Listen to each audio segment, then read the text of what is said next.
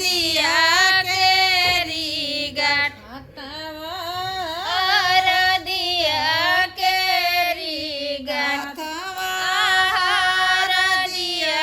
केरी गाठ हर दिया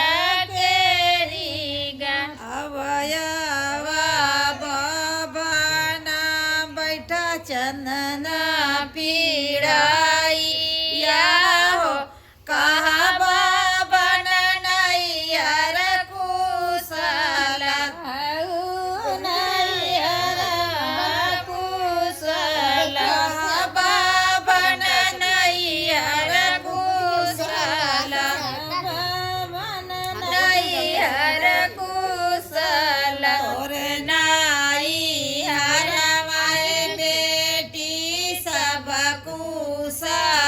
कुशलतिया हो तोर बाबा रो देला बिया बाबा रो देला बिया तोर बाबा रो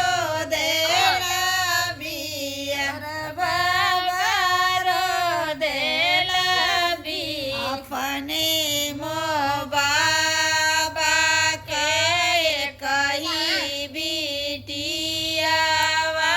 हो के कर बाबा रो देला बिया कर बाबा रो देला बिया के कर बाबा रो देला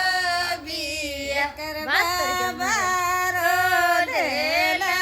बिया जवने ही दिनवाए बेटी आइलू गवानवा हो तोरे पीछे होरीला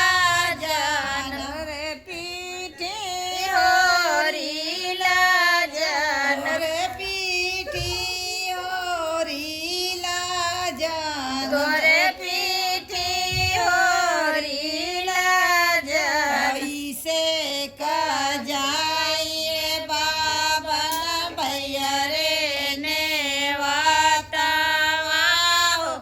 घर हूँ देवरवा कबिया घर हूँ देवरवा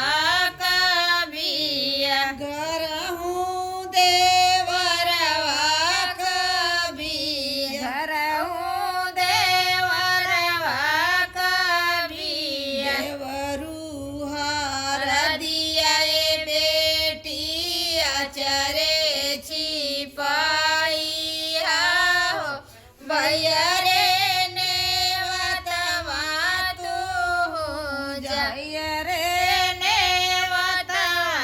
तू हो जा भैया रे नेवतवा तू हो जा भैया रे नेवता तू हो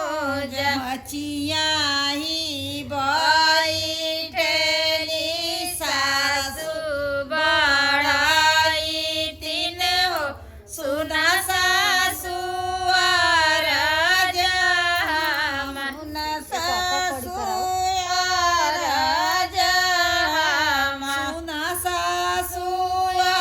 राजा सुना सासु राजा अमरस दे दे तू सासु अपनी साड़िया हो भैया रे नेवतवा माजा भैया रे नेवतवा माजा राम रसोइया में जेठनी बढ़ाई तीन हो सुना जेठनिया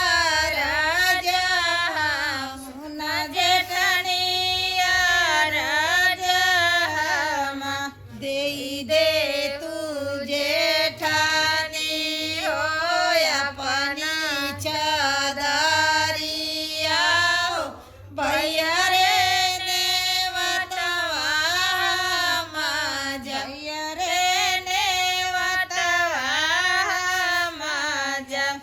सुपली माउनिया खेलत छोटकी नाना दिया हो सुना ननदाया राजा हम ननदाया राजा हम दे तू ननदा होय अपना गहनावा हो भैया रे नेवतवा